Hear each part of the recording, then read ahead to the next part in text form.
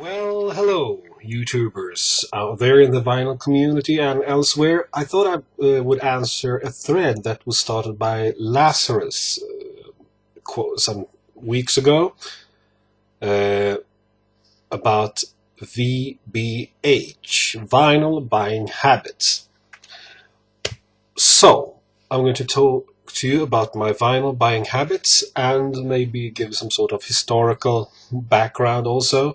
I was a kid. I grew up in northern Sweden in a town called Luleå. When I was a kid, this vinyl records were still the kind of record you bought when you went to a record store. And there were some fairly okay record stores in my hometown. So, the best record store was called Skivstället. I think it was a brother and sister who ran it. I'm not really sure. It was a long time ago since that store closed. And I bought my first record for my own money back in 1983. How old was I? 8 years old then. So, but then of course CD took over, and I became a CD enthusiast for many years, and I didn't really have any good vinyl record player. But then I started.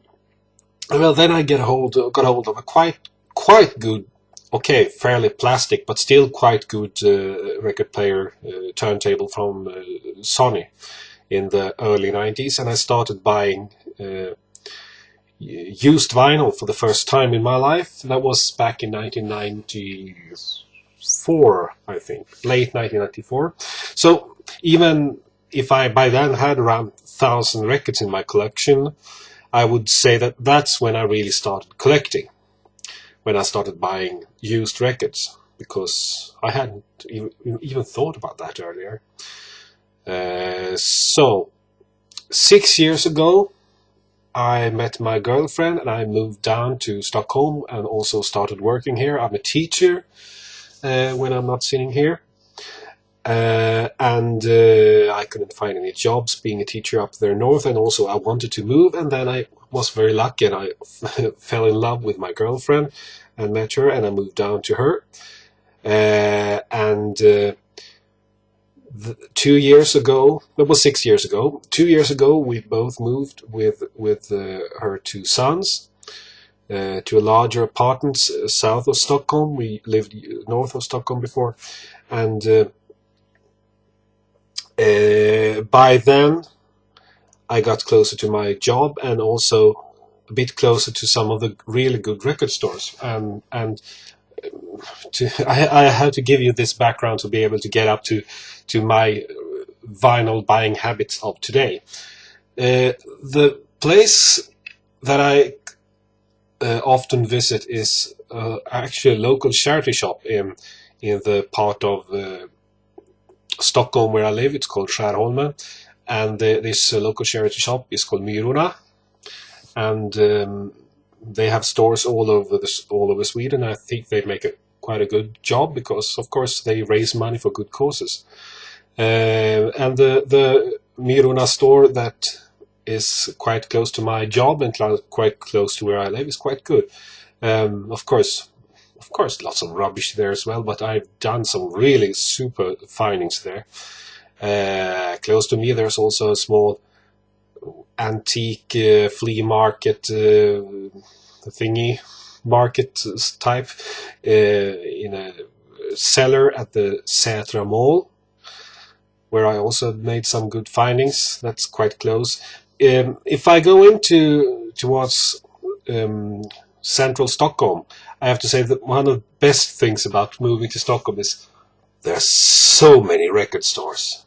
Oh my God! If you compare it to the town where I used to live, which of course have a very good record store called Café Musica that I always visit when I go up north, but here there are so many of them, and often I search the stores that are in the southern part of Stockholm, around a place called Slussen, and also when I go to the northern part of Stockholm, or the more central part, I go along a street, a very famous street for record collectors in Stockholm, called Sankt Eriksgatan, and has got quite a lot of good stores. Not as many as before, but still, it's still alive there.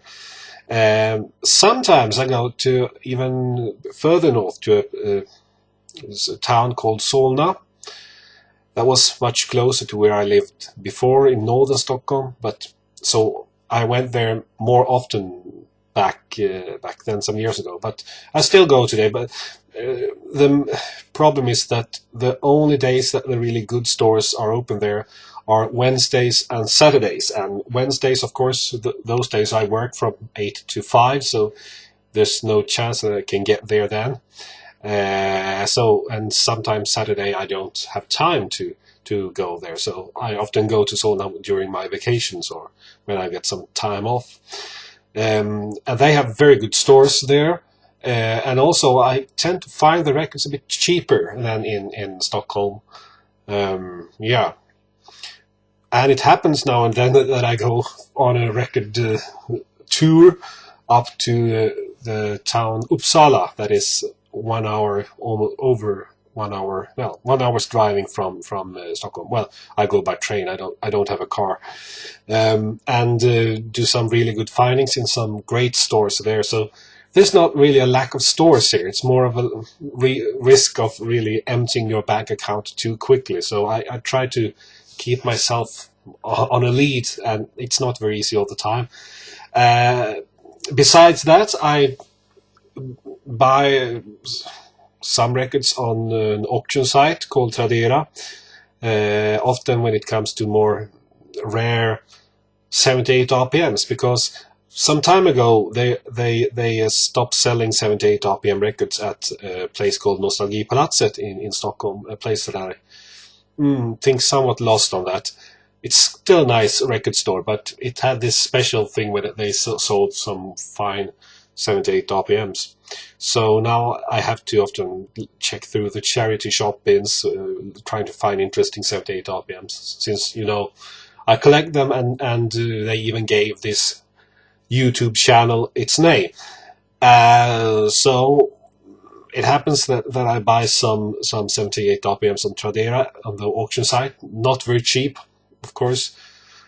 And of course you have to really rely on the seller being able to pack them properly. And so far it's been going quite good, but so far I've been mainly buying from people who I got the idea, who knows how to pack these things.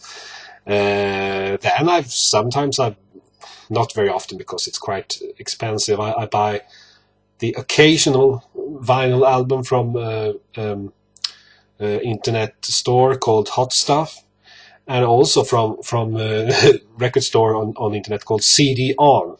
It's a bit ironical that they start selling vinyl. Also we have the Ginza, who sells records online.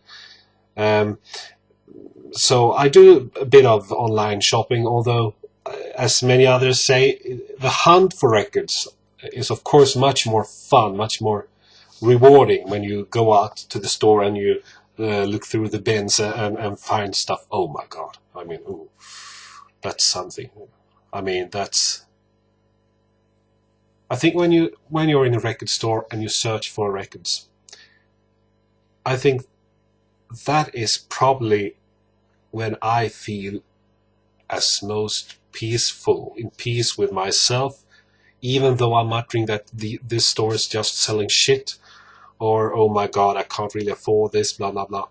But it's like meditation. I feel really good in my mind when I am out hunting for vinyls, and I'm sure many of you in the vinyl community feel this somewhat in the same way, because, well, when I grew up, I thought I was the only guy in the whole world who collected vinyls, because it felt like that. I didn't have that much contact with other record collectors before I went online. But now, of course, I know there's lots of people and so much knowledge out there. So it's such a joy to follow your videos here too, on the YouTube. Yeah. I think I've more or less covered my vinyl buying habits. Although I went into it and spoke about 78 RPMs, and those are not vinyls. But anyway, they're spinning. They're black and they're spinning. It's vinyl.